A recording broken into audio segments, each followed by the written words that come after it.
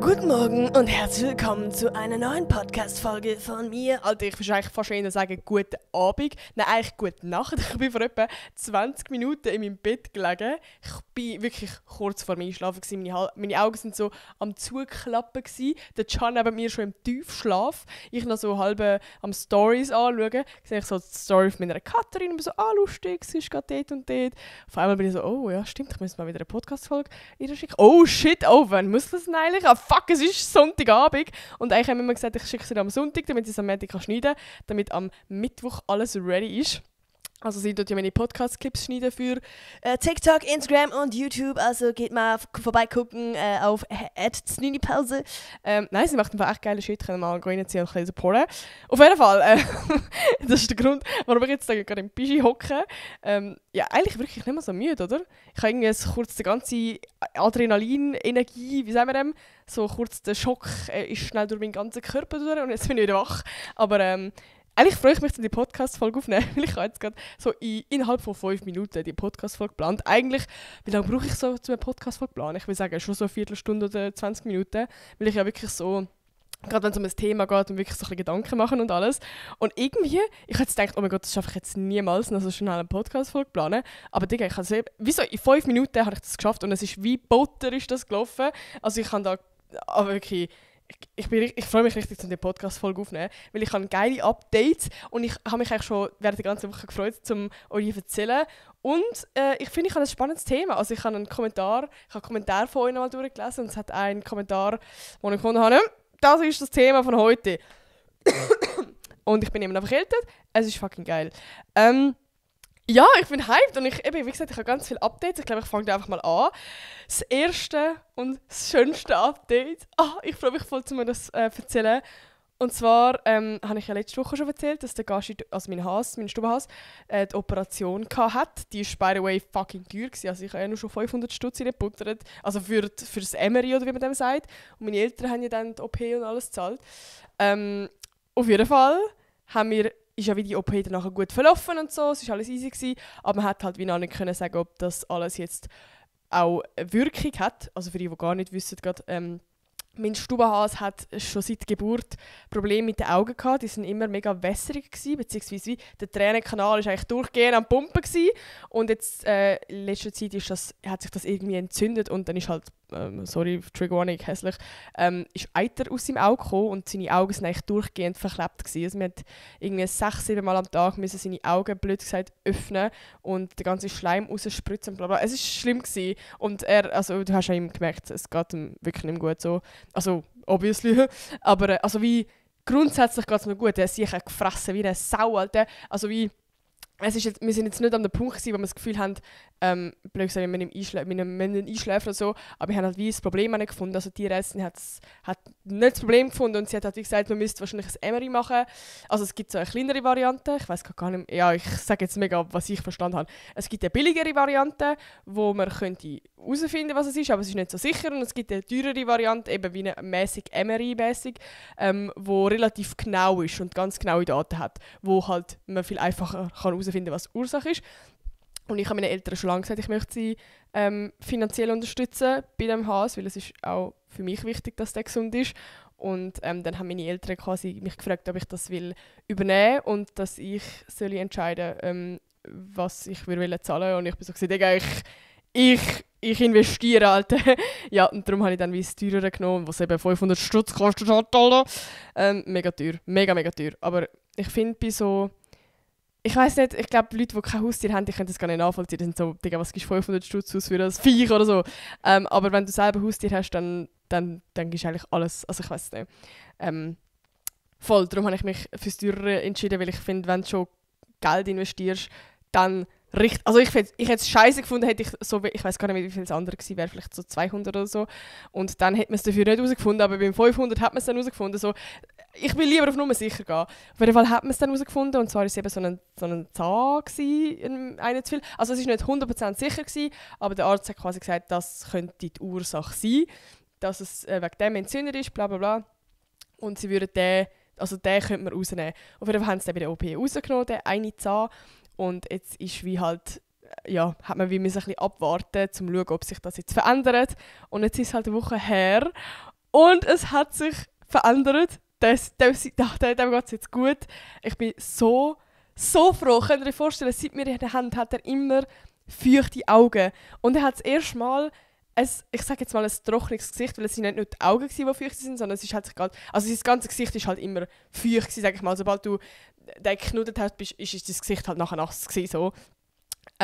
Und es ist so komisch, ich bin jetzt halt eben das Wochenende bei meinen Eltern auf Besuch gewesen, und du hast den geknuddelt und du hast einfach kein nasses Gesicht. Also das ist nicht so dumm, aber du hast er hat so fluffig ausgesehen im Gesicht, so cute, so Knopfaugen und so glücklich und er ist so viel aktiver und so. Nein, ich weiß nicht, also wirklich, so Sachen machen mich im Fall so glücklich und ich weiß auch nicht, ich bereue keinen einzigen Franken, den ich dort investiert habe. Wirklich, ich bin so froh, dass sich das gelohnt hat und dass es ihm jetzt gut geht und meine Mama hat ja schon gesagt, also er muss jetzt bis Ende Woche noch Medikamente nehmen und so. Und dann irgendwann könnten Can und ich ihn dann wieder mal ein Zeitchen haben. Und ich freue mich so fest, weil er war ja letzte bei uns für ein paar Tage auf Besuch gewesen, weil meine Eltern in der Ferien waren. Und uns hat es schon recht gut gefallen, Can und mir. Und jetzt können wir ihn vielleicht noch mal für ein paar Tage haben irgendwann. Und ich freue mich so fest. Oh mein Gott. Das ist wirklich, seit ich ausgezogen bin, ist das etwas, was mich einfach sehr macht. Kein Haustier haben. Das ist echt etwas, wo ich mega gemerkt habe, dass ich das voll brauche in meinem Leben. Weil ich habe eigentlich gefühlt mein ganzes Leben lang schon immer Haustier gehabt. Also gut, seit ich glaube 8 bin oder so, haben wir zuerst 2 Meersäule gehabt. Dann haben wir, ich weiß gar nicht, ob ihr die Effektzahl über mich wisst. Dann haben wir Hasen gehabt.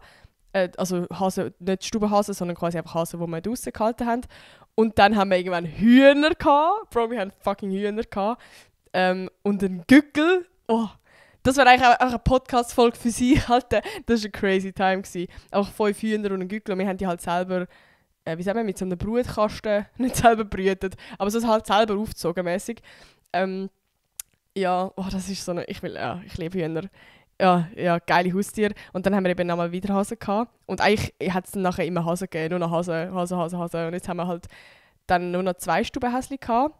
Und das ist ja der Lino im Mai gestorben und jetzt haben wir nur noch den Gaschi. Jetzt haben wir nur noch ein Haustier, das ist so weird. Ja, und darum war es für mich auch so schlimm gewesen, wo einfach die Entzündung kam und man in dem Moment nicht ganz gewusst hat, ob es jetzt Sinn macht zum Einschlafen oder nicht. Oder keine Ahnung, ob das noch schlimmer könnte werden und so. Weil ich weiß nicht, im Fall Leute, wenn der Gaschi geht, wenn mit dem einschlafen oder wenn der einfach stirbt oder irgendwann und wir haben kein Haustier mehr.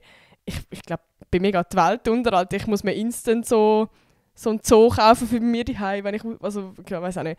Also der Can und ich haben ja gesagt, wir werden irgendwann ein Haustier kaufen, vermutlich eine Katze, aber also jetzt geht nicht. Bro, unsere Wohnung ist klein, wir wohnen an der Straße, wir wohnen in der Stadt, also ja gut, in der Stadt ist ja nicht so ein riesen Ding, wenn du so ein bisschen in der Stadt ein Quartier hast, dann finde ich geht's. Aber so wie wir jetzt gerade wohnen, geht's nicht. Voll, aber ich bin unglaublich ein Haustiermensch. Ich freue mich irgendwie extrem, nur schon, wenn ich mal selber gross bin, eine Family habe und ein Kind habe. Can und ich haben schon gesagt, wir wollen eigentlich dann mal so ein fettes Haus, also nicht mal ein fettes Haus, aber ein fettes Grundstück und dann wollen wir Hühner und dann wollen wir Hasen und dann wollen wir Katzen und wir haben auch alles so. Darum, ich sehe mich da schon sehr. Voll, das ist mal so das erste Update, das mich wirklich was mich so glücklich gemacht hat. Genau. Das zweite, oh mein Gott, Leute, ich habe das so vergessen zu sagen und ich schäme mich, weil ich weiss es eigentlich schon lange und ich habe irgendwie immer das Gefühl, es ist noch so weit weg und jetzt ist es einfach schon nächste Woche und zwar mache ich wieder einen Flomi. Ich mache eigentlich jedes Jahr so ein bisschen einen Flomi, also das ist jetzt schon Tradition, ich mache es jetzt schon das 5. Mal. Ich glaube das 5. Mal, ja. Das ist krass, das ist actually krass, dass ich so das immer wieder gemacht habe und es macht mir auch voll Spass. Ich mache einen ganzen Flomi so, aber ich tue eigentlich meine Kleider ausmisten und die verkaufen. Und ich tue es halt immer so ein bisschen posten, dass ihr auch könnt kommen und meine Kleider kaufen. Und ich freue mich halt immer mega zu treffen. Und, also, es war gar nicht letztes Jahr das letzte Mal. Ich sage immer letztes Jahr, aber ich werde wahrscheinlich auch jetzt nachher noch die ganze Zeit letztes Jahr sagen, weil ich einfach immer das Gefühl habe, das ist schon so lange her. Aber es war das letzte Mal im Februar, wo wir den Flomi gemacht haben. Wir machen dann eigentlich auch immer so im Frühling. Also ja gut, Februar ist noch vor Frühling, aber es hat keine besseren Termine gehabt. Und dieses Mal machen wir ihn extra ein bisschen früher, weil ich gehe ja ich gehe auf Genf nächsten nächstes Semester, also vom Februar bis im Juni. Und das fände ich irgendwie auch doof. Also klar, ich komme am Wochenende dann teilweise heim, aber viel zu stressig. Und ja, darum will ich das irgendwie jetzt machen. Plus es hat, glaube ich, auch nächstes Jahr gar nicht wirklich Termine, weil wir machen es immer in Uster, im Stadthofsaal. Dort haben wir so, ja, keine Ahnung, so einen also ja, mittlerweile, so der, wo der ganze Flomi organisiert und so, der kennt uns jetzt mittlerweile und darum haben wir da wieder so einen fixen Platz und so und das ist ein mega liebes Sieg halt. Wirklich geil. Und ich finde auch, der Platz ist sehr nice. Ich finde Flomis, also der Flomi, wo wir sind, ist halt drin und ich finde das noch geil, weil dann ist es halt wie so wetterunabhängig und ich weiss nicht, also Flomis draussen so können schon geil sein, aber wenn es halt kalt ist, Bro, gar kein Bock, gar kein Bock. Vor allem, ich finde so Kleider kaufen ist irgendwie, ja, ich weiss auch nicht, man hat doch mehr Bock zum so shoppen gehen, wenn es halt drin ist. Und wir haben, ja, auf jeden Fall haben wir jetzt alles so ein bisschen ready gemacht. Ich sage jetzt gleich schon das Datum. Das nächste Sonntag ist es, also der Sonntag, ihr hört das wahrscheinlich am Donnerstag, also eigentlich müsst ihr jetzt gerade in den Kalender schreiben, wenn ihr am Sonntag noch nichts zu tun habt, kommt unbedingt. Ich freue mich mega, mega fest, wenn ihr kommt und wir ein bisschen labern könnt oder whatever so. Wir haben extrem viele Kleider, wir haben geile Kleider. Ich verkaufe also Kleider von mir, obviously, von meiner Schwester, von meiner Kollegin, die auch dort ist, die mir jedes Jahr immer hilft und Kasse macht und so. Und wir haben dieses Jahr auch Jungskleider. Wir haben sehr viele Jungskleider. Wir haben Jungskleider, also sehr viel vom Can, von meinem Bruder haben wir noch und sonst noch von einem Kollegen. Also wir haben wirklich fast halb im Fall. Also falls ein Typ da draussen auch kommen, es hat auch viele Jungskleider. Oder ja, sonst, ich finde auch Jungskleider sind teilweise voll geil, so Pullis und so. Also es hat sehr viel. Und wir haben dieses Jahr auch noch ein bisschen, also für die letztes Jahr dabei waren, es ist ja relativ überfüllt gewesen. Jetzt haben wir alles auch so ein bisschen umstrukturiert, dass es so ein schöner Rundgang ist und Kasse am Schluss und so. Und wir haben eine Umkleidekabine, also wir sind sehr, sehr ready. Und ich freue mich so fest. Also wie gesagt, es ist am Sonntag, am 10. November, vom 9 Uhr am Morgen bis am 4 Uhr am Nachmittag. Natürlich, falls ihr jetzt irgendwie speziell unbedingt noch wegen der Kleider kommt oder so, hat es halt meistens am Morgen so, also die besten Kleider, sag ich mal. Wir schauen natürlich, dass wir jetzt nicht alle besten am Morgen rein tun, sondern immer wieder mal so ein bisschen neue drauf tun und so, dass es quasi auch dann am Mittag oder so dann auch coole Sachen hat. Aber gleich so, also letztes Jahr war es wirklich so gewesen, dass eigentlich am 2, 3 sind wirklich fast alle Kleider weg gewesen. Das war echt krass gewesen.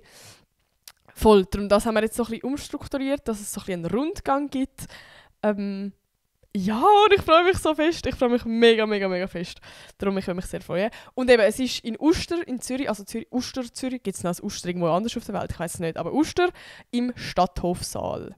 Ja, Sonntag, 10. November, 9 Uhr bis 4 Uhr im Stadthofsaal in Uster, Zürich. Let's go! Kommt vorbei, schreibt euch fett in den Kalender. Ich freue mich echt. Ich nehme dann auch so ein bisschen auf Instagram, TikTok und so mit. Also schaut gerne vorbei und ich erzähle dann nächste Woche wahrscheinlich, wie es war.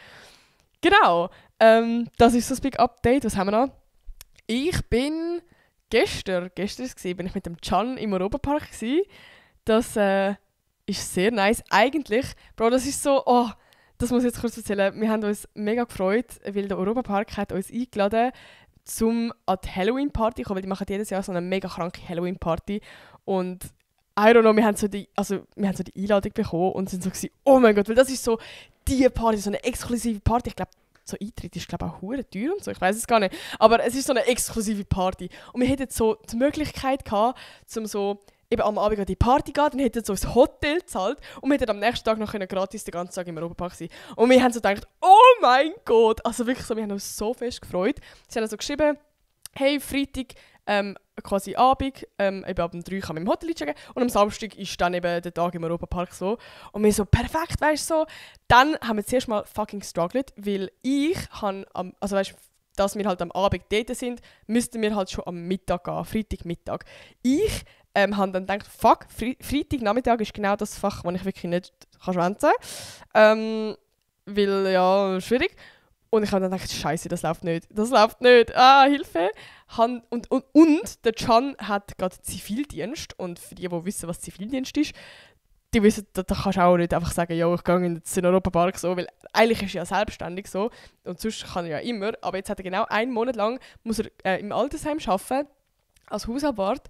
Und da kannst du eben, und du kannst, also er könnte auch krank machen, klar, aber am ersten Tag, also am ersten Arbeitstag bei ihm hat er das immer so ein bisschen, wie sagt man, so ein bisschen Feuer unter dem Arsch gemacht. So, ja, er hat auch schon Zivildienst Arbeiter erlebt und so, der dann geschwänzt hat und dann, das hat er gar nicht nice gefunden, er ist ja das gemeldet und so, also weißt du, so ein bisschen der.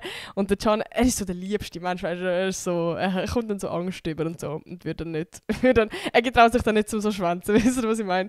Oder so halt sagen, ich bin krank und er ist nicht krank. Darum ist das auch schwierig gewesen.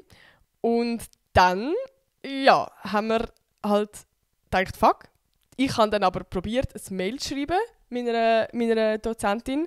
Habe gesagt, eben, dass ich halt die Möglichkeit hätte, dass wir mit Hotelbezahlung und so, und es ist halt in Deutschland und darum müssten wir dann schon gehen und so, und es wäre echt mega wichtig. Und ich habe dann eine Zusage bekommen und ich habe mir gedacht, oh mein Gott, geil, sehr geil, sehr geil. Und beim Can haben wir auch gesagt, hey, wir sagen, dass du also weil er ja selbstständig ist und er hat ja mega oft auch so Videodrehs und so, dass er, ich hoffe, wir kommt jetzt kein Problem, wenn ich das in der Öffentlichkeit erzähle. Aber einfach so, dass er auf Deutschland auch dort quasi einen Dreh hat und so Sachen, einfach so. Und ja, dann hat er das auch bekommen am Nachmittag und wir haben es beide geschafft. Wir haben beide am Freitagnachmittag frei gehabt, wir haben uns so gefreut. Und dann kommt das Mail mit den genauen Details. Und es steht so, ja, also eben der Treffpunkt ist am Donnerstag und am Freitag ist dann der ganze Tag Europapark. Und wir sind so gesagt, wait, was? Was Donnerstag, Freitag? So. Und dann hat der Can dem angerufen.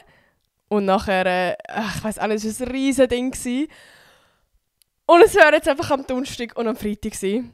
Und wir sind dann einfach beide gewesen, ja, fuck, was machen wir jetzt? Und wir können einfach nichts machen, weil also er kann sowieso nicht 1,5 Tage weg sein und ich auch nicht so. Also ich habe ja 80%ige Anwesenheitspflicht. Ich kann jetzt nicht so einfach Schule schwänzen für 2 Tage. Und dann haben wir das müssen absagen und wir sind so traurig gewesen. Könnt ihr euch vorstellen, weißt du wie geil? Eine fucking Halloween-Party.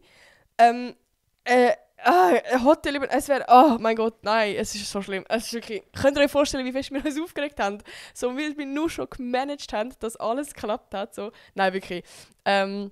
Auf jeden Fall habe ich dann einfach noch gefragt, ob wir, also das haben wir müssen absagen und so, dass es nicht geht und so. Und dann habe ich halt gefragt, ob wir irgendwie gleich noch für den Samstag Tickets bekommen, wenigstens. Weil wir schon recht traurig sind. Und mega cute, Alter, richtig cute. Der sich vom Europapark hat uns einfach Tickets gegeben für einen ganzen Tag Europapark. Alter, so cute und wir haben uns so fest gefreut. Darum sind wir jetzt gestern noch in Europapark gewesen, also fettes Shoutout an den Europapark. Es war wirklich geil gewesen. Es war noch so ein bisschen Halloween-Stimmung gewesen. Ich glaube, das war das letzte Wochenende gewesen. Und ja, ich weiß auch nicht, ich habe es mega, mega geil gefunden. Und ich bin noch nie so allein mit dem Can im Europapark gewesen. Ich bin immer nur so in einer Gruppe im Europapark gewesen. Oder mit meiner Family oder irgendwie so.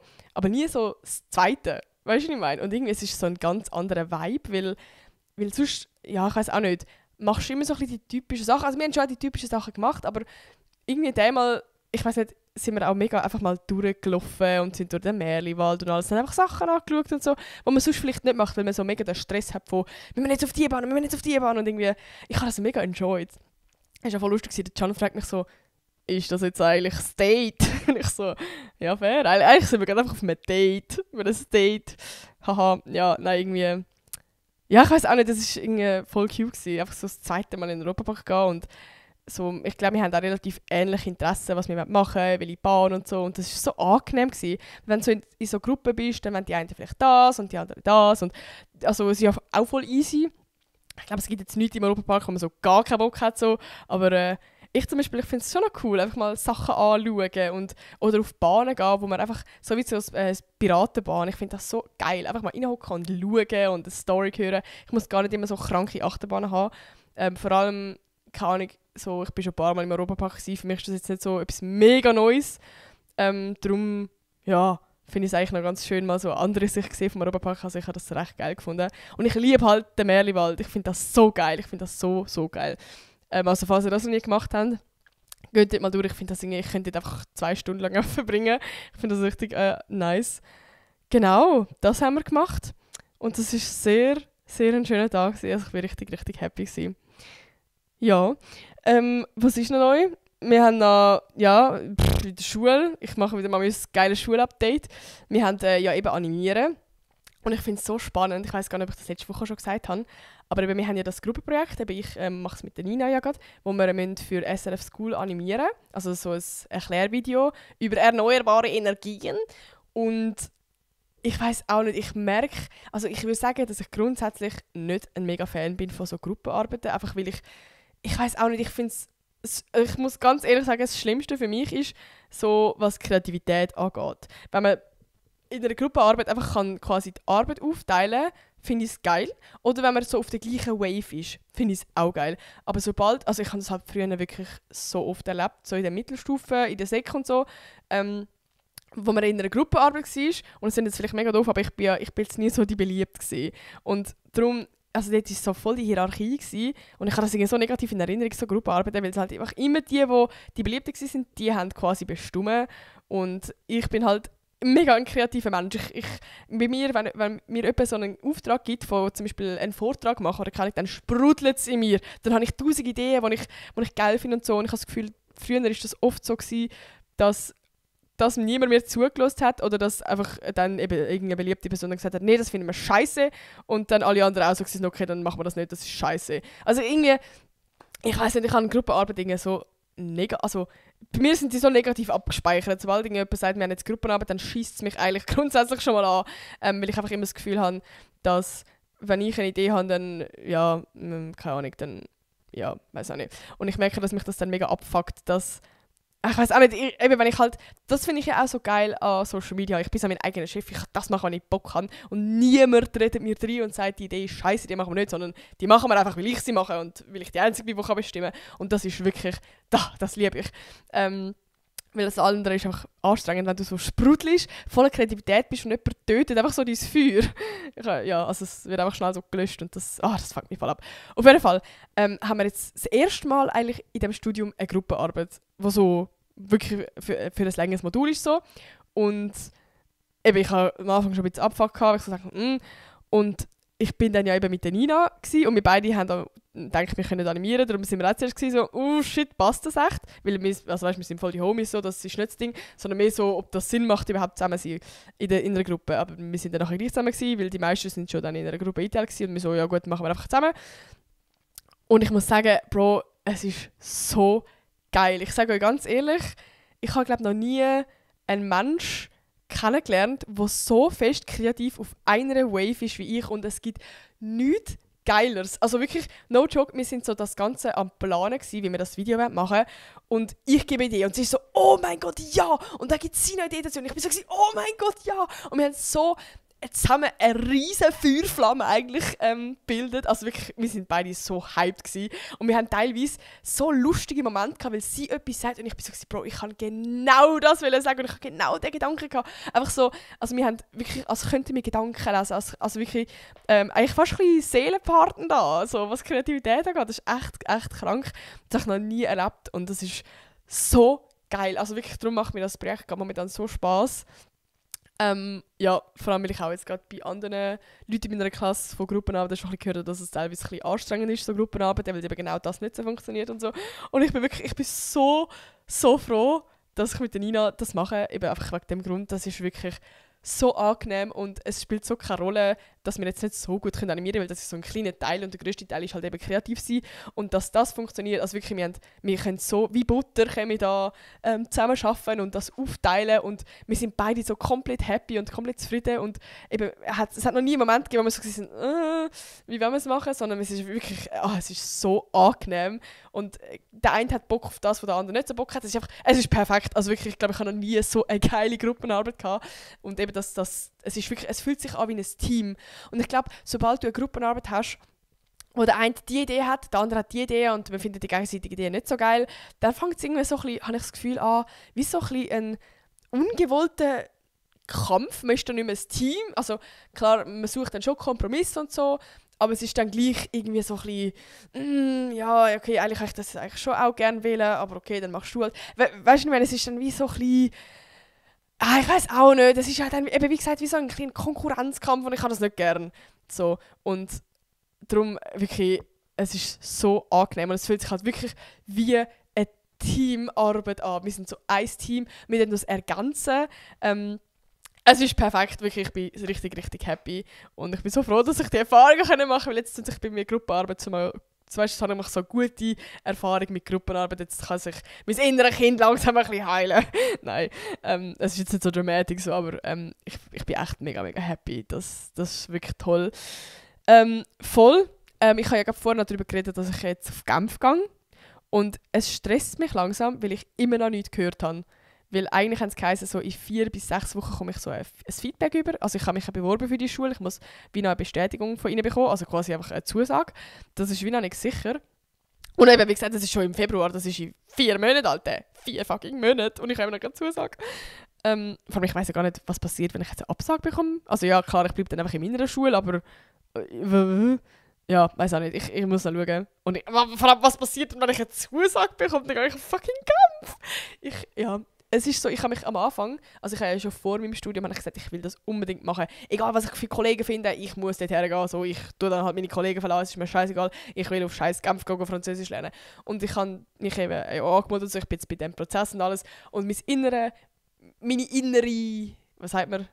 Wille will das eigentlich. Das weiss ich. Und ich habe ja voll Bock zum Französisch lernen und so. Und wenn ich mal dort bin und alles, dann bin ich auch mega, oh mein Gott, zum Glück habe ich das gemacht. Aber jetzt gerade habe ich schon recht Schiss. Also jetzt gerade will ich eigentlich eher so den Schwanz wieder reinziehen und einen Rückzieher machen und so, was weiss nicht. Weil es ist gerade alles so perfekt. Ich habe gerade so geile, ich habe so geile Freundschaften im Studium gefunden, wo ich ja eben eigentlich gesagt habe, das soll kein Hindernis sein. Aber es ist gleich, ich weiss auch nicht, dass ich einfach so eine Angst da, dass man so ein halbes Jahr weg ist und dann kommst du wieder zurück und bist so, Weil lustigerweise, wir sind so ein bisschen eine Vierergruppe, wären genau wir 4 die von einer Klasse, also dort sind wir noch nicht mal eine Vierergruppe gewesen, es war ja ganz am Anfang gewesen, dass wir genau per Zufall die gewesen wären, wo alle ein Austauschsemester gemacht hätten, alle zur gleichen Zeit. Voll der Zufall! Und das wäre ja perfekt gewesen. Jetzt hat die eine hat sich zu spät angemeldet und darum hat das nicht geklappt. Die andere wollte auf Mexiko gehen. Ist zu kompliziert und sie müssen quasi später nochmal weiter studieren und so. Also sie hat zu wenig Credits und so gehabt, darum hat sie das jetzt auch abladen. Jetzt sind nur noch Nina und ich übrig und Nina will auf Hongkong gehen und das ist momentan auch hure schwierig, um dort ein Visum zu bekommen. Also sie ist auch kurz vor dem Absagen und darum bin ich so die Einzige und ich habe voll Angst, dass ich dann so voll FOMO habe und ich weiß auch nicht, das sind so die Gedanken, die ich gerade habe. Plus, ich merke zum Beispiel auch, dass die Beziehung mit dem Can und mir, so seit wir zusammengezogen sind, einfach nochmal besser geworden ist. Wir sind so close, wir leben so viel, wir sind eigentlich jeden Abend daten. Er ist so meine Person, ich komme heim und ich erzähle ihm alles und wir diskutieren über alles, reden über alles, analysieren alles. Und es ist so, es ist so perfekt gerade irgendwie alles. Es tut mir gerade nicht, mein Leben ist gerade so nice, es ist gerade jede Station so perfekt. Und ich habe wie Angst, dass ich, wenn ich auf Genf gehe, dass sich dann das alles irgendwie ändert und irgendwie das alles, was ich jetzt gerade habe, so vermasseln, sage ich mal. Und das macht mir mega Angst. So, ja, weil ich bin dann in Genf und klar, eben, wie gesagt, ich komme am Wochenende heim und sehe den Can und so und meine Family. Aber ich muss ja nur schon von dem abwechseln, so, dass ich am Wochenende so meine Family und den Can muss sehen. Das heißt, ich sehe dann einmal in der Woche den Can, einen Tag und das macht halt schon viel für eine Beziehung. So, das haben wir ganz am Anfang von unserer Beziehung gehabt, wo er noch in St. Gallen gewohnt hat und ich bin am Gimmi und alles. Das heisst, wir haben das nur einmal am Wochenende gesehen und eben, das sind halt Welten zu jetzt. Also, du bist dir halt einfach viel näher und du hast viel mehr Quality Time. Eben, der Can und ich, wir dann jeden Abend irgendwie eben entweder reden, wir gehen laufen, wir schauen Serien, wir dann zusammen Nintendo spielen oder einfach so, wir machen so viel momentan. Und ich liebe das, ich finde das so schön, dass wir so eigentlich jeden Abend eine Date-Night haben und irgendwie ist das dann halt nachher voll anders. Also ich habe voll Angst, dass wir dann, also ich habe jetzt Angst, dass wir dann irgendwie so komplett uns auseinanderleben, aber ich merke, also, ja, ich weiß auch nicht, ja, vielleicht verstehen Sie, was ich gerade meine, so, das ist gerade so mein Struggle. Darum, ich habe wieder so ein bisschen Angst, aber ich überlasse es eigentlich voll dem Schicksal, so ob ich jetzt dort angenommen werde oder nicht. Und was halt auch noch das Ding ist, ich muss ja dann, wenn ich angenommen werde, noch eine Wohnung suchen. Bro, find mal in kurzer Zeit eine Wohnung in Genf. Und es wird ja schon irgendwie gehen, worst case, nicht mal das Airbnb, aber das ist hure teuer. Und ja, ich weiß auch nicht, also irgendwie müsste ich das dann halt nachher bringen. Darum, ich weiß gar nicht, ich bin voll zwiegespalten, weil ich will es eigentlich schon machen und ich will unbedingt, also weißt du wie geil, da kann ich nachher kann ich ja safe fließend Französisch und es wäre voll die geile Experience und so. Aber ja, es sind halt, ja, ich weiß auch nicht. Wie gesagt, ich überlasse auch dem Schicksal, wir schauen dann. Weil eigentlich kann ich das schon unbedingt will und ich habe mir das ja eigentlich versprochen selber, dass vor dem Studium, dass ich das wird machen. Ja, es ist gerade schwierig. Das ist gerade so ein bisschen das Ding. Voll. Dann haben wir noch, dass ich bei einem Hörspiel mitgemacht habe, beim SRF. Ich kann das jetzt endlich sagen. Ich weiß nicht, ob ich boah, ich habe voll warm. Ich weiß nicht, ob ich das erzählt habe schon in einer Podcast-Folge. Irgendwann mal. Ich habe das wann habe ich das aufgenommen? Im Juli, glaube ich. Habe ich das aufgenommen. In Basel. Und das ist so ein eine Halloween-Episode. Und das ist so strange. Jetzt kann ich endlich mal darüber reden, Alter. Ich habe noch nie in einem Hörspiel mitgemacht. Ich habe zwar... Boah, wisst ihr das über mich? Jetzt kommen in dieser Podcast-Folge kommen ja auch wilde Facts über mich raus. Ich bin 4 Jahre lang im Theater als Kind. Ja, crazy shit. Voll. Und darum habe ich dementsprechend... Also gut, ja, wie alt bin ich gewesen? Ich weiß es gar nicht mehr. Es war ein Kindertheater auf jeden Fall gewesen. Und ja, keine Ahnung, also ich will es von mir selber nicht behaupten, dass ich kranke Schauspielerin bin. So. Aber ich habe blöd gesagt, so ein bisschen. Es ist nicht komplett etwas Neues in der Rolle schlüpfen, sagen wir es so. Aber gleich, es ist... Ja, doch, es ist gleich komplett anders. Also erstens, ich habe es schon lange nicht mehr gemacht. Und zweitens, es ist halt so, beim Theater, dann bist du ja in dieser Rolle und man sieht dich. So, und das ist ja nur auf der Audio-Ebene. Und das ist so weird, weil die haben halt so ganze Räume eingerichtet. Also es geht darum, dass ich mit meinem Freund oder mit meinem Lover, whatever, so in einer Berghütte bin. Und die haben das quasi nachgebaut, aber so quasi, dass es einfach nur fürs Hören ist. Also es muss ja nicht gut aussehen, die Hütte, sondern es ist einfach so ein bisschen random zusammengebaut. Sie haben ein Bett reingestellt und quasi... Wir haben dann zum Beispiel, geht es in der Szene darum, dass wir ja, das ist jetzt voll pervers, aber wir haben einfach geschlafen da drin, oder? So, und ich habe ihn quasi geweckt, weil ich ein Geräusch gehört habe. So. Und wir haben halt wie das aufgenommen, dass wir einfach auf dem Bett hocken, halt im Hellen obviously, und haben einfach so ein bisschen mit der Bettdecke rascheln und so. Und ich habe zum Beispiel grusig meine Schuhe abziehen und meine Socken, damit ich laufe, dass es so ein bisschen barfußmäßig tönt. Ich weiß nicht, ich habe es voll spannend gefunden. So zu acten, aber halt, dass man nur auf den Ton lust und das, wie es jetzt aussieht. Und also wir nicht in das Bett liegen, sondern wir haben einfach in dem Bett hocken im Hellen. Ich weiß nicht, ich habe das crazy gefunden. Ich habe das mega spannend gefunden. Also falls so interessiert die Podcast-Folge, das Hörspiel hören, dann findet ihr es auf Spotify, findet man es auch. Und sonst einfach überall, gebt einfach auf Google. Es heisst Spuren im Schnee. Also nein, Grauen, Doppelpunkt, Spuren im Schnee. Und sonst einfach Spuren im Schnee Hörspiel oder Spuren im Schnee SRF. Einfach Spuren im Schnee. Genau, das war eine crazy Experience. Ich habe es sehr geil gefunden im Fall. Ich will es actually sogar weitermachen. Und ich habe von mir selber gedacht, das wird mega scheiße. Also, dass ich das voll nicht kann. Und ich habe mich auch mega geschämt. Also, ich habe mega Angst gehabt, dass es cringe könnte werden. Weil ich einfach so, wenn du in einer Rolle schlüpfst und so, weil ich bin es mir voll gewöhnt, blöd gesagt, so vor einer Kamera sein und einfach mich selber sein. Das kann ich, glaube ich, so am besten. Einfach so, ich bin jetzt ich hocke da im Büschi und ich muss mich nicht verstellen, ich muss nicht in eine Rolle hineingehen. Und wenn du halt wirklich aktiv in eine Rolle hineingehst und so jemand musst spielen, dann habe ich irgendwie automatisch das Gefühl, ich bin fake und ich weiß auch nicht, ich habe irgendwie so das Gefühl, es ist weird. Oder wenn ihr das dann werdet hören, dann sind ihr so, what the fuck, weil ihr mich halt so nicht kennt. Aber vor allem, ich habe halt wie am Anfang von der Szene ist es halt so ein bisschen, dass wir am Berg hochlaufen. Und also es klingt mega blöd, aber du musst ja so ein bisschen tönen, als wärst du außer Atem. In dem Sinne so ein bisschen stöhnen. Und ich habe irgendwie so... Du bist zwar in dem Moment bist du voll im Film, es ist eigentlich voll nicht unangenehm, aber ich habe gleich vorher, also ich habe das Skript und alles vorher schon gelesen, dort habe ich voll das Gefühl gehabt, das könnte mega hardcore unangenehm werden. Aber es war voll easy gewesen, weißt du, es ist ja... Also keine Ahnung, ich habe mir das so weird vorgestellt, aber es ist mega geil. Genau, wir haben noch meine typischen Sachen. Das Lustigste von der Woche. Bro, ich bin gerade vor meine Galerie durchgegangen und ich habe das eine Bild gefunden, ich habe gewusst, ich muss euch diese Story erzählen.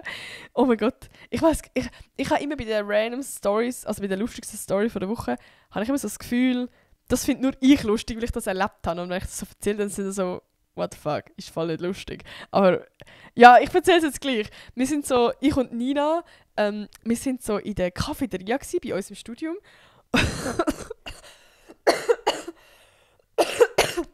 Oh sorry, ich muss jetzt schon lachen. Ich habe mir eine heiße Schoki bestellt. Ich so das Pulver rein tun und bin so quasi bei der Cafeteria gestanden. Nina war so, oh mein Gott, be real! Und dann tut sie zuerst so sich föteln und will so mit der Rückkamera so mich föteln. Und sie fötelt so mich und sie schaut nachher das Bild an und hat den fettesten Lachflash. Und ich habe voll nicht gecheckt, warum. So klar, ich habe jetzt so ein bisschen weird reingeschaut, aber es war jetzt nicht so crazy gewesen, weißt du? So, ich habe gedacht, was ist jetzt so lustig an dem Bild? Ich schaue das Bild an und mich vertätscht, Alter, ich kann nicht mehr. Auf dem Bild ist einfach hinter mir, als wäre es reingefotoshoppt worden. Ich habe das sicher nicht hinter mir gesehen. So mega nah, eigentlich hinter mir. Wirklich, es sieht aus wie im Film, Alter. Und er schaut so halb in die Kamera und er sieht aus wie so ein richtiger NPC, Alter. Ich kann es nicht beschreiben. Es ist so, als wäre perfekt in das Bild platziert, als wäre es extra geplant. Nein, wirklich, ich kann es voll nicht erklären. Es ist so fucking lustig und random gewesen, weil ich selber noch nicht gecheckt habe, dass jemand hinter mir ist. Und dass der, ich weiß auch nicht, dass der so perfekt in das Bild reinpasst. Nein, es war so lustig gewesen. Ich werde es safe posten auf dem 9-Pause-Kanal. Ich tue jetzt immer so ein bisschen alle meine Updates, wenn ich gerade die Podcast-Folge erzähle, und ich dann so alle Bilder, alles, was ich erzähle, so, wo ich in Bilder habe, und ich dort poste, so in einem Slide. Also schaut ihr gerne vorbei, ich poste sicher das Bild. Das war so fucking funny gewesen. Ja, und wir haben noch den Kommentar, und da habe ich einen Kommentar ausgesucht, wo ich finde, passt sehr, also zum Thema, also ja, passt zum Thema. Ich habe den Kommentar ausgesucht und habe dann gedacht, okay, das ist ein gutes Thema für die Podcast-Folge. Und ich will sagen, also ich habe das Gefühl, es ist auch ein Thema, wo man recht knackig kann erzählen, wo jetzt nicht 3 Stunden geht. Ich habe mir so ein paar, in meinen 5 Minuten, so ein paar Stichpunkte aufgeschrieben. Ich habe das Gefühl, ich kann recht viel noch dazu erzählen. Aber ich tue jetzt mal den Kommentar vorlesen. Und zwar von der Emma ZH. Ich grüße dich, Emma. Danke vielmals, dass du einen Kommentar geschrieben hast. Und zwar hat sie geschrieben, könntest du bitte eine Folge machen, wo du erklärst, wie man mit Fake Friends umgeht und wie man merkt, dass sie fake sind. Ich bin eben gerade in so einer Situation. PS, ich wäre dir mega dankbar. Deine Folgen sind die besten. Und dann so herzlich. Dankeschön. Das freut mich mega fest. Und sehr gerne, eben wie gesagt, können wir über das Thema reden. Und ich habe mir zuerst mal so ein bisschen überlegt, Bro, was sind überhaupt genau Fake, also was ist die Definition von Fake Friends? Weil man sagt ja schnell mal, okay, weiß auch nicht, wie definiert man die? Und ich habe meinen besten Kollegen ChatGPT mal wieder gefragt und habe dann so die Punkte aufgeschrieben, wo ich selber finde, okay, ja, das sind eigentlich Fake Friends. So grundsätzlich ist der grösste Punkt eigentlich, dass sie Friends mit dir sind, aber nicht einfach, weil sie dich von tiefem inneren Herzen mega gern haben und dir das Beste auf dieser Welt wünschen, sondern weil sie selber zum Beispiel einen Profit davon ziehen können. Also, wenn es ihnen etwas bringt. Und das ist meistens auch so ein Verhältnis, wo du mehr gibst, wo sie mehr nehmen als geben. So. Ja, also ich kann da ein Buch davon singen. Ein Buch schreiben. Wie sagen wir das? Ein Buch davon schreiben. Weil, keine Ahnung, wenn du halt selber Social Media machst und ich sage jetzt mal blöd gesagt, eine gewisse Reichweite hast, gibt es ab und zu mal Menschen, die actually deine Friends sind, um irgendeinen Profit davon zu haben, weil sie halt irgendwie selber ein Business haben oder keine Ahnung. Also ich habe es wirklich auch schon erlebt, dass irgendwelche random Leute vom Gymi, wo ich wirklich etwa 3-mal ein Wort gewechselt habe, oder von der Sek oder so, kommen mit «Hey, ich hoffe, dir geht's gut, schon lange nicht mehr gehört» und so. Und dann bin ich so, ja, mega random, dass sie schreiben. Ja, hey, mir geht's gut, ich hoffe dir auch. Aber schon gedacht, what the fuck. Und dann kommen sie mit irgendeiner Nachricht. Ja, ich habe jetzt momentan ein Business aufgebaut und so. Und ich mache das und das. Und ich will fragen, ob du Bock hast, mal vielleicht 1-2 Stories machen und so. Digga! Alter, nichts nervt mich mehr als das. So, versteh mich nicht falsch, wenn es close Friends von mir sind oder meine Family oder irgendwie so, ich supporte die so gern, wirklich. Aber wenn irgendwelche random Menschen von einer Ecke kommen, die so das Gefühl haben, sie müssen also Friends mit mir machen, damit sie nachher irgendeinen Profit haben können, das finde ich so hart, das finde ich so räudig. Ich möchte das nie, also ich weiß auch nicht. Mir wäre das voll unangenehm irgendwie. Ich weiß es nicht, also ja. Voll, darum, ich würde sagen, das verstehe ich so ein bisschen unter Fake Friends. Wenn es so dünn, das wären die Friends, aber dich eigentlich einfach nur ausnutzen. Und eben, also das können ja mega kleine Sachen sein. Das muss jetzt nicht so ein krasses Beispiel wie bei mir sein, aber dass sie vielleicht auch gleich so Friends mit dir sind und so einen regelmäßigen Kontakt haben, aber das gleiche Verhältnis ist, wo es mehr ein Nehmen ist als ein Geben. Wo es grundsätzlich immer darum geht, dass vielleicht du Therapeutin bist und du vielleicht, also es kann im Fall auch gut sein, dass Friends sind, die die ganze Zeit dein Geld, also wenn dass du vielleicht Sachen zahlst und bla bla bla, einfach so ein bisschen, um was geldmäßig geht oder um, ich weiß es auch nicht, aber auf jeden Fall, es geht nicht um eine tiefe innere Bindung so.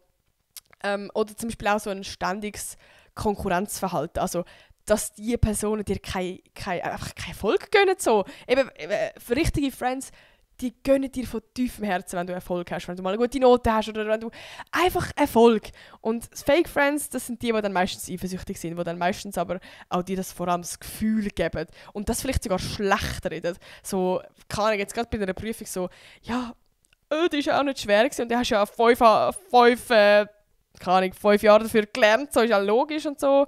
Und, also einfach das schlecht reden. Ich weiss auch nicht, dass... Oder du erzählst... Ja, ich weiss auch nicht, ja, einfach Erfolg und sie gönnen es dir nicht, Punkt. Das ist auch so ein typisches Ding. Oder dass sie halt wirklich über deinem... Ja, das passt jetzt gerade zum Letzteren. Dass sie halt hinter deinem Rücken reden. Ich finde so close Friends, die regelmäßig hinter deinem Rücken reden. Bro, Alter, what the fuck. Vor allem mit Friends, wo es halt auch gar nicht close sind. Also wirklich, ich habe es auch schon gehabt, dass irgendjemand zu mir kam und über ihre beste Kollegin geredet hat. Und ich habe gesagt, also what the fuck? So, was redest du? Wie redest du über deine Friends? Und ich bin immer so close mit dir. Ich finde das mega unangenehm. Ich finde das gar nicht. Darum, ja, eben, das, ja. Einfach allgemein, dass sie stellen dich in den Schatten, sie machen dich schlecht, weil sie selber irgendwie, weiß auch nicht, voll. Und ich glaube, wo man es am meisten merkt, ist, dass du dich emotional nicht so verbunden fühlst. Ich finde so bei richtigen Friends, da merkst du eben, wie gesagt, die tiefe Verbundenheit, dass du wirklich Friends bist, dass sie dich auch wirklich gern haben und du hast sie auch wirklich gern. Ich finde, ich merke selber auch, wenn jemand so ein bisschen auf oberflächlich «Hey, du bist so voll Friends», aber du spürst eigentlich gar nicht so eine Verbundenheit. Also, du würdest sie eigentlich gar nicht zu deinem First Circle mega zählen, weil es eigentlich einfach nur oberflächlich ist oder I don't know, es fühlt sich nicht an, dass du die eigentlich selber dann wirklich, wirklich mega, mega gerne hast, weil du das Gefühl hast, irgendwie ist mir das alles zu fake, das Ganze so tun, als wäre man ein Bestie. Ich weiß auch nicht. Ja, das ist so ein bisschen das Ding. Und ich finde, man kann es auch mega merken, wie du dich fühlst nach einem Treffen mit ihr oder mit ihm. Also, wenn es richtige Friends sind, dann bist du eigentlich nachher so volltankt mit Liebe. So klar, manchmal braucht es auch Social Battery und es gibt ja auch Friends, wo man jetzt nicht so close ist, blöd gesagt, wo man so komplett kann sich selber sein und eben die nicht im First Circle sind, aber man es gleich mega gut hat und dann kann es ja auch sein, dass man nachher vielleicht mal irgendwann froh ist zum Heimgehen und so, weil man dann einfach irgendwann so vom Social Battery nicht mehr so mag. Aber es gibt wirklich auch die Leute, wo man so sieht und eigentlich geht es einem nachher schlechter, wenn man die sieht. Also die nehmen einem die ganze Energie, weil sie dich schlecht machen, weil sie eben deine Energie brauchen, weil sie dich ausnutzen und das ist einfach so unbewusst so. Einfach so Sachen, also wenn du nach einem Treffen mit diesen Personen dich eigentlich mehr ausgelaugt fühlst, mehr schlecht, mehr, ich weiß auch nicht, dann, das würde ich sagen, sind komplette Fake Friends. So. Genau. Jetzt ist natürlich die große Frage, wie gehen wir mit diesen mit diesen Menschen einfach um? Mit dieser Spezies? Nein. Genau. Ich würde zuerst mal sagen, also weißt, ich finde, wenn es oberflächlich ist und du die Personen nicht mega oft siehst und ich finde, nur schon das Ganze mal analysiert und gecheckt hast, dass die einfach ein Blutsauger sind, dann finde ich das schon mal ein erster wichtiger Schritt. Und ich glaube, wenn du das mal realisiert hast, dann bist du auch viel vorsichtiger. Dann lässt du nicht mehr so viel mit dir gefallen und dann schaust du auch, dass sie nicht mehr so viel nehmen, beziehungsweise du nicht mehr so viel gibst. Das ist schon mal der erste Schritt. Und das, also wie, wenn es so ein Verhältnis ist, dass man einfach sich so oberflächlich gut sieht und gut versteht und so, aber wie man sich nicht so näher an die Person anlässt, dann ist es eigentlich auch nicht so das Ding, finde ich jetzt so. Also dann, ja. Aber wenn es jetzt schon so jemand ist, weiß auch nicht, wo man das Gefühl hat, es ist gleich so ein bisschen näher, aber man fühlt sich nachher nicht gut und so, finde ich, man kann am besten Abstand nehmen zu Personen. Das finde ich auch ist zu toxischen Friends, wo man eigentlich Abstand nehmen will. Und zum Beispiel, es geht aber nicht, wenn man zusammen in der Klasse ist, so, man kann jetzt nicht einen physischen Abstand nehmen, wo man einfach sich nicht mehr mit dieser Person trifft, so, sondern man ist so ein bisschen gezwungen oder die sind vielleicht beim Job oder irgendwie so oder keine Ahnung, bei Partys oder keine Ahnung, man sieht die halt gleich noch irgendwie, finde ich, der erste, wichtigste Schritt emotionaler Abstand. So physisch ist schwierig, aber emotionaler Abstand ist viel wichtiger als der physisch, weil und emotionaler Abstand bedeutet eigentlich, dass du nicht mehr so viel von dir selber erzählst. So, klar, es kann sein, dass die vielleicht noch voll von ihren Problems erzählen und du Therapeut bist. Und das würde ich eigentlich auch schauen, dass du immer mehr einen Schlussstrich ziehst und dich da so ein bisschen entfernst und vielleicht so ein bisschen jetzt nicht mehr so deine crazy Tipps gibst und komplett deine 5 Stunden investierst, wo du sie therapierst, sondern dass du eher so ein bisschen einen Rückzieher machst und so ein bisschen, ja, ich wüsste, was ich meine, einfach jetzt nicht mehr so into gehen und eben vor allem nicht mehr von deinen Problemen erzählen. So, nicht mehr mega dich updaten, wie es in deiner Beziehung läuft, wie sie dort läuft, sondern einfach oberflächlich, hey ja, ist alles nice. So, als würdest du eigentlich, so kennen die Leute, die du so im Bus triffst, verdammt nervig, Alter, und dort erzählst du deine Updates. Genau so die Updates, wenn du erzählen, hey ja, Studium läuft gut, ja, meine Beziehung läuft gut, alles läuft gut, es läuft alles einfach gut, so. Oder wenn er über Sachen erzählt, wo jetzt nicht einfach alles gut läuft, dann über random Sachen. Eben, bei mir wäre es jetzt, ja, die Schule ist mega stressig oder einfach so Sachen. Aber nicht mehr so deeper Shit, damit ihr nicht mehr so emotional gekoppelt seid an die Person, sondern so ein bisschen einen Abstand bekommt. Und das finde ich so die beste Lösung, weil ich bin wirklich nicht ein Mensch, der so mega über dem straight ins Gesicht kann sagen, du bist ein Fake-Friend, ich will nie mehr etwas mit dir zu tun haben und ciao, ich will dich nie mehr sehen, Punkt. So, also wenn ihr das könnt, safe, aber ich kann es halt voll nicht. Aber ich finde auch direkt ansprechen ist eigentlich eine mega gute Möglichkeit, so, falls so irgendetwas auffällt, so direkt kommunizieren, hey, ich merke, dass du immer wieder nimmst und aber nicht zurückkommt und ich mich zum Beispiel nicht so gut fühle nach unserem Treffen. Wenn du das kannst, Alter, Riesenballs hast, strong. So, und ich glaube, wenn es mal einen Moment gibt, wo sich das richtig anfühlt, dann finde ich das auch mega geil. So. Voll. Und einfach allgemein, was ich wirklich auch wichtig finde, Grenzen setzen, so uns selber, blöd gesagt, treu sein und gerade eben bei den Leuten, die viel von euch nehmen, ich könnte da mit ganz gutem Gewissen auch mal Nein sagen. Überall. Also wenn es etwas gibt, wo euch zu viel ist, dann sagt auch mal Nein. Ich finde, ein Nein muss nicht immer ein Schlag in die Fresse sein. Das kann man auch lieb sagen. Das kann man begründen mit halt den Gründen, die vielleicht da sind. Von, hey, ich habe momentan einfach keine Energie für das. So. Oder ich habe jetzt momentan nicht so Bock. Nein, ich weiß nicht. Also ich finde, eigentlich ehrliche Kommunikation ist immer der beste Weg. Manchmal hat man keine Eier dafür. Oder manchmal hat man vielleicht auch Angst davor. Aber eigentlich finde ich das immer eine gute Lösung, so können ehrlich sagen, was man fühlt. Und das muss ja nicht mal so vorwürfig sein, sondern man kann ja über seine Gefühle reden, die kann einem niemand abstreiten. Und wenn du dich vielleicht eben scheiße fühlst oder vernachlässigt fühlst oder benutzt fühlst oder keine Ahnung, dann finde ich, das kann man gut ansprechen. Voll. Ja, das wären jetzt so ein bisschen alle Punkte gewesen. Also falls ihr noch irgendwelche Tipps zu dem Thema habt, dann könnt ihr mega gerne in die Kommentare schreiben oder eure Erfahrungen oder whatever. So. Weil ich habe zum Beispiel jetzt gerade beim Nein sagen, zum zurückkommen zu dem Thema, wo mich Leute gefragt haben, ich habe auch einfach, gut, ich weiß gar nicht, ob ich jetzt so straight ab so gesagt habe, nein, ich finde das voll scheiße, dass du mich so gefragt hast und so tust, als wärst du meine beste Kollegin. Ich glaube, ich habe einfach so ein bisschen gesagt, hey, ich komme mehrere so Anfragen über. Also man kann auch, weißt du, man kann bei einem Nein so ein bisschen, weißt du, so ein bisschen, nicht mal mega direkt so, nein, ich habe keinen Bock, sondern auch mal so ein bisschen rundherum reden. Und ich glaube, es kommt dann gleich an. Also ich habe dann auch irgendwie so etwas gesagt, hey, eben, ich komme dann so ein bisschen mehrere Anfragen über und ich möchte eigentlich allen gerecht werden, darum mache ich so Sachen eigentlich nicht. Aber merkst gleich, dass du an mich gedacht hast, irgendwie so weißt du, mega lieb so, aber ich glaube, man checkt vielleicht dann gleich so, hey, ja, das war jetzt ein Nein. So, voll. Darum immer freundlich bleiben und euch selber treu sein. Das ist die Message von diesem Podcast.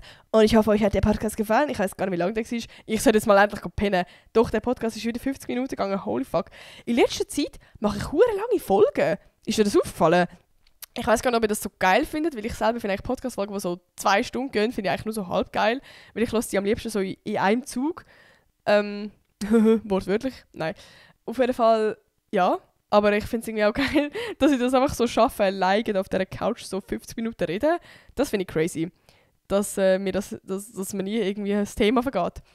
Voll. Wie gesagt, ich hoffe, euch hat die Podcast-Folge gefallen. Schreibt doch gerne in die Kommentare, wenn ihr sie gefunden habt und einfach eure Gedanken zu dem, zum Thema Fake Friends, zu meinen Lebensupdates, da, wenn ihr etwas habt. Und ich liebe Kommentare, ich lese die immer sehr gerne durch. Gebt dem Podcast gerne 5 Sterne. Wir sind wieder in den Schweizer Podcast-Charts, Leute. Es geht bergauf. Und ja, ich wünsche euch eine ganz schöne Woche. Ich habe euch sehr lieb. Und wie gesagt, eben, kommt am Flomi am Sonntag vorbei, 10. November, vom 9. bis am 4. im Stadthofsaal in Uster. Und wir hören uns nächste Woche wieder. Bye!